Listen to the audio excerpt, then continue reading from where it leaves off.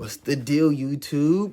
The first intro is really long, but this one's going to be super quick. It is Dia dos of learning Spanish in 30 days. Is it really possible to learn Spanish or any foreign language like that in 30 days? We are going to be debunking that in the next 29 to 28 days on my YouTube channel. Without any further ado, let's talk about what day 2 will consist of.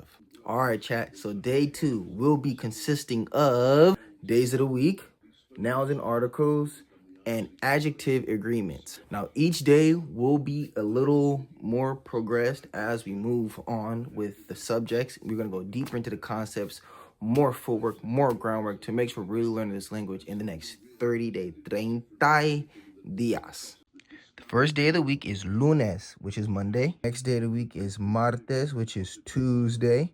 The next day of the week is miércoles, which means Wednesday. The next day of the week, which is jueves, which is Thursday. Now we have viernes, which is Friday. We have sábado, and please pay attention to the accent mark on the A. Sábado, which is Saturday. Last but not least, we have domingo, which is Sunday. So the days of the weeks are lunes, which is Monday. Martes, which is Tuesday. Miércoles, which is Wednesday. Jueves, which is Thursday. Viernes, which is Friday. Sábado, which is Saturday. And Domingo, which is Sunday. Now, to ask what day of the week it is in Spanish, you use the expression ¿Qué día es? ¿Qué día es? What day is it? Again, the days of the week in Spanish are all masculine. Now, remember in yesterday's lesson, I said the L on the accent mark makes a big difference, a make or break difference in Spanish. L with an accent mark means he, but L without the accent mark means the. So, el lunes, el martes, el miércoles, and miércoles has an accent mark on the E. Don't forget. El jueves, el viernes, el sábado, el domingo.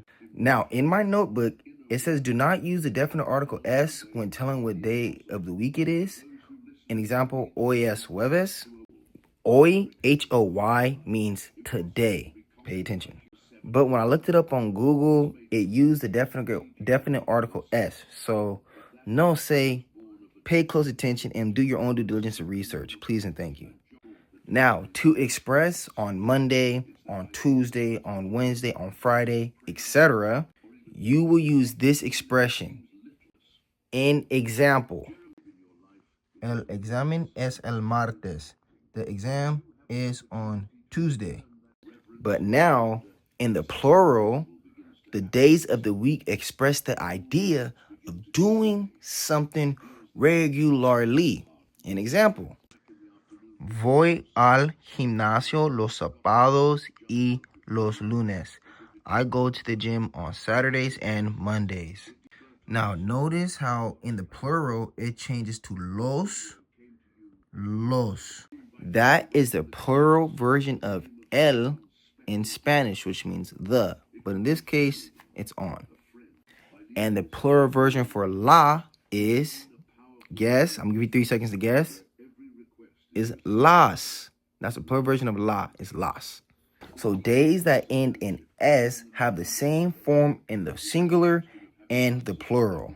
El lunes, los lunes, el martes, los martes, el miércoles, los miércoles, el jueves, los jueves, el viernes, los viernes, el sábado, los sábados, and el domingo y los domingos is different because you have to add the S after the O. But only for Saturday and Sunday, you got to add the los to it.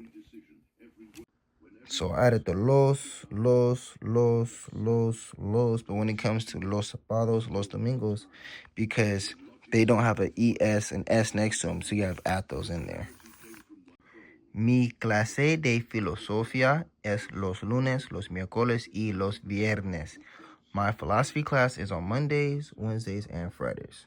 Now, calendars usually start their week on Mondays and not on Sundays like we do here in America, and they are in lowercase.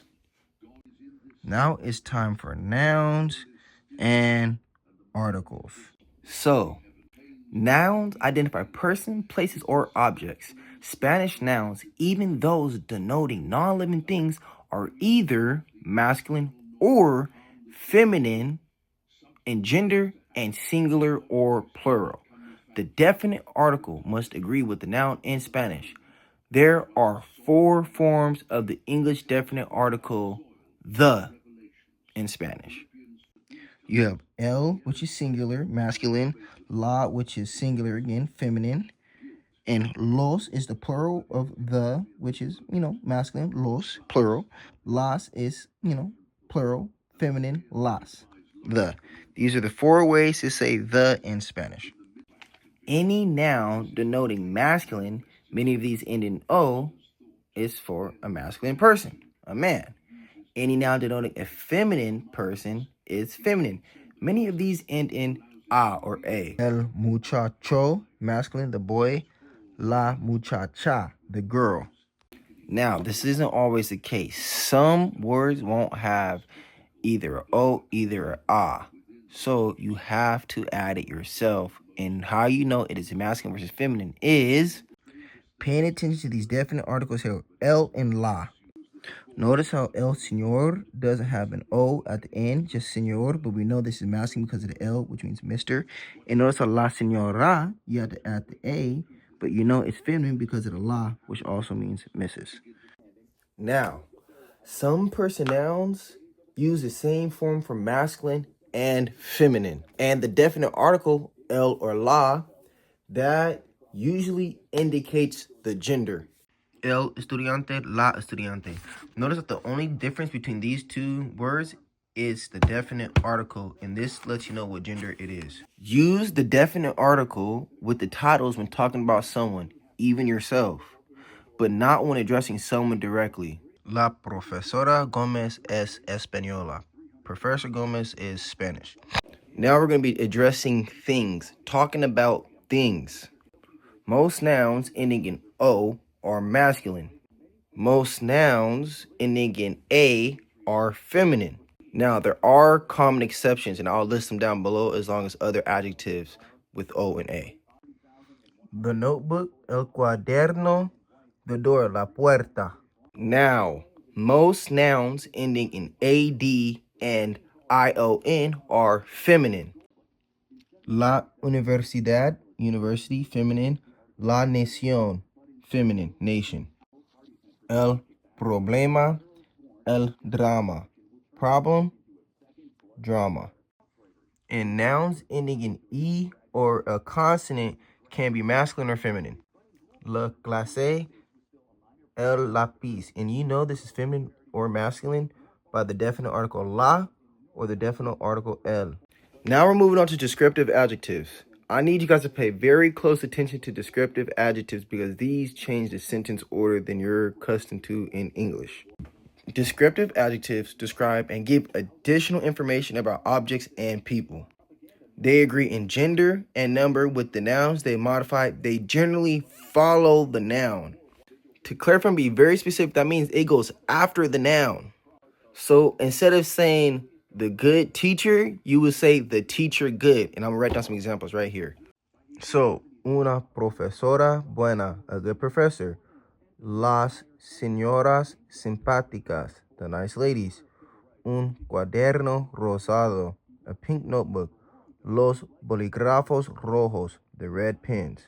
Adjectives ending in E or a consonant have the same masculine and feminine forms. Un libro grande, una computadora grande, un bolígrafo azul, una silla azul. Pay close attention.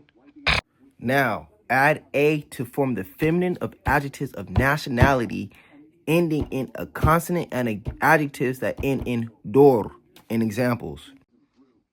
El profesor español, la estudiante española, un libro francés, una mujer francesa, un hombre trabajador, una mujer trabajadora, a hardworking woman, a hardworking man, a French woman, a French book, the Spanish student, and the Spanish professor. Now, this is where it gets tricky.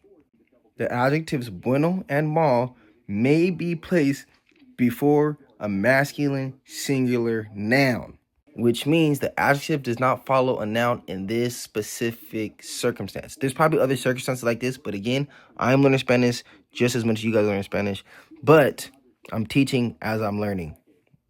So without any further ado, let's get the example going. Un buen estudiante, a good student, and un mal día, a bad day. Now the adjective grande changes to gran before any singular noun to mean great. Keywords, before any singular noun to mean great. Una universidad grande, a big university. Un gran universidad, a great university. Now I'm going to write a list of adjectives that will help you talk about yourself and others around you. Aburrido, aburrida is boring. Bueno, buena, good. Malo, mala, bad. Perezoso, perezoso, lazy. I need to fix that. Simpático, simpática, nice. Trabajador, trabajadora, hardworking. Now, the last set of adjectives I'm going to add are called cognates. Cognates are words that are similar in Spanish and English and French. It just depends what language. So these are called cognates. They're similar to one language as they are to another language. So let's list them down and see if you can guess them.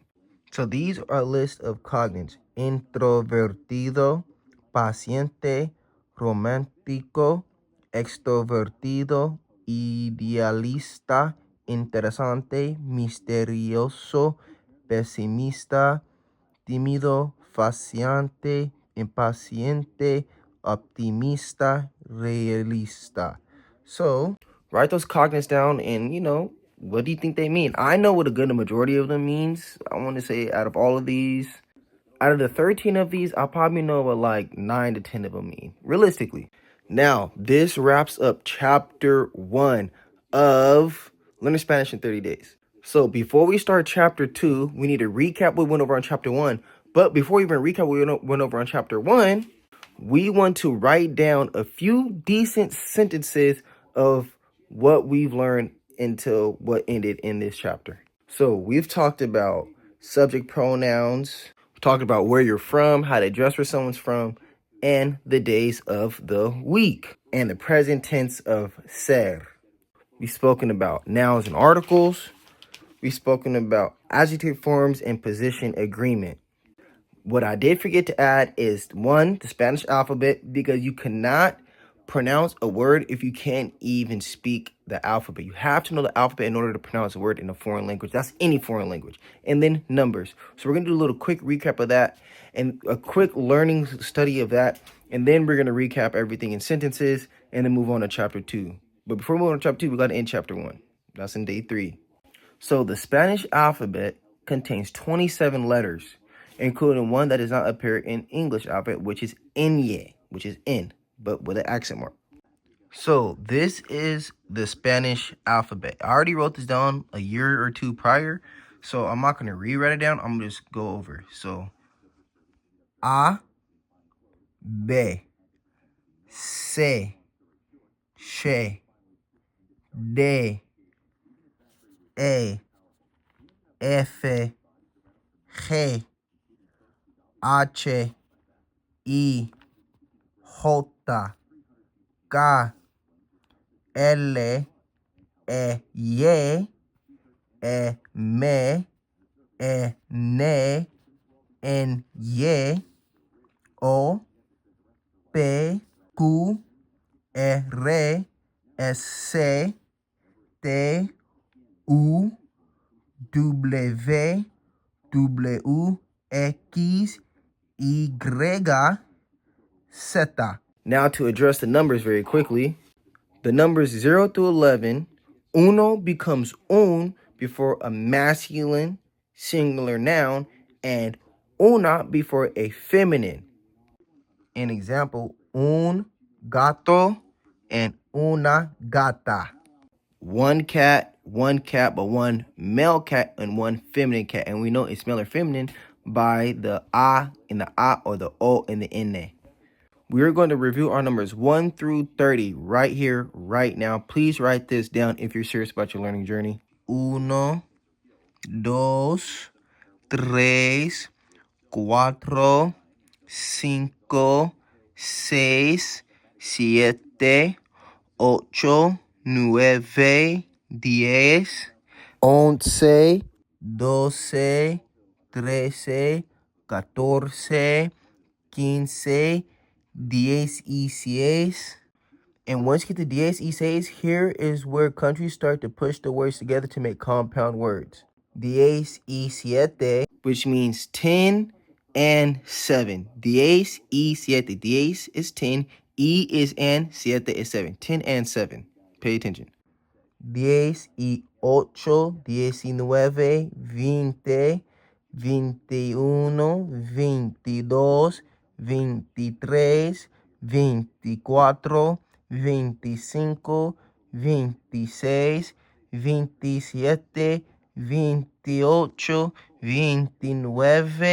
29, 30.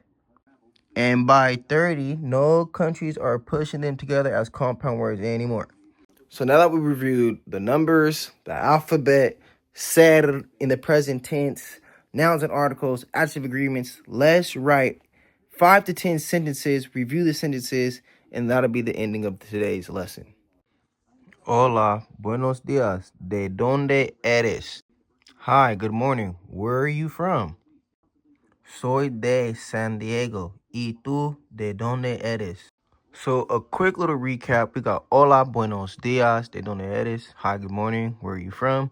Soy de San Diego. ¿Y tú de dónde eres? I'm from San Diego. And you, where are you from? Soy simpático. I am nice. Eres trabajador. You're hardworking. Son aburrido. They are boring. Somos realistas. We're realistic. La clase el lunes. The class is on Tuesday. Las clases son los sábados y domingos. The classes are on Saturdays and Sundays. So that is a very quick recap of chapter 1. And when we get to chapter 2, we are going to be speaking of the verb estar, which is ser's counterpart. Telling time. Now, telling time is un poquito difícil, so we're going to take a lot of time and attention to tell how to tell time. And how to ask yes or no questions. And how to negate our sentences. So that's going to be chapter 2 and day 3. Thank you for your time and keep tuning in and keep learning Spanish.